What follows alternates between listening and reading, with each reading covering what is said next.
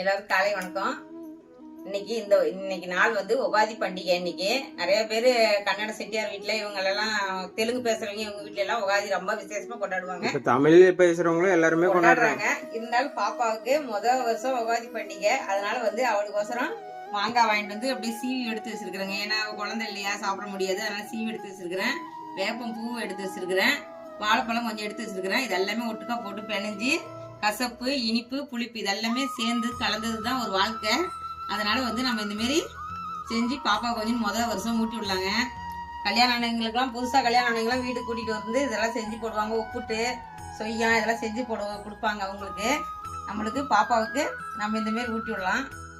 இந்த சாமி அங்க வச்சுக்க வச்சுக்க என்ன இது மாங்காய் தோல் தின்னுட்டுக்கிற வாழைப்பழம்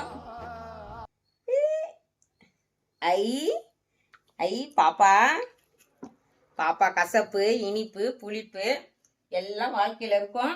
நம்ம சாப்பிடணும் சாமி. சாமி சாப்பிடக்கூடாது, எல்லாம் சமாளிச்சு வரணும். அதனால சாப்பிடு சாமின்னு இது பாப்பாவை சாப்பிட தானே மாங்காய் வந்து குடுக்குறோம்ல. இப்ப ஃபர்ஸ்ட் மாங்காய் கொடுக்குறோம். இந்த சாமி வேப்பம்பூ கிடைக்கவே இல்லை. அப்புறம் எப்படியோ ரெடி பண்ணி ஒரு இடத்துல சொல்லி எடுத்துட்டு வந்தாச்சுங்க. இன்னைக்கு வந்து ஸ்பெஷலா சொய்யா ஒப்பிட்டு எல்லாமே செய்வாங்க. சாமிக்கு வச்சு படைப்பாங்க. இந்த இந்த இந்த இந்த அப்பாவுக்கு கொடுக்கலாமா? நம்ம அப்பாவுக்கு கொடுக்கணும் சாமி. நீ சாப்பிட்டு. வாழ்க்கையில எல்லாமே கஷ்டம் பயங்கரமா கஷ்டம் வரும். சந்தோஷம் கொஞ்சமா இருந்தாலும் கஷ்டம் தான் நிறைய வரும். இருந்தாலும் நம்ம சமாளிச்சு நம்மளோட நம்ம கடமையை நம்ம செய்யணுங்க. இந்த மாதிரி நீங்களும் செஞ்சு வாங்க, முன்னேறுங்க.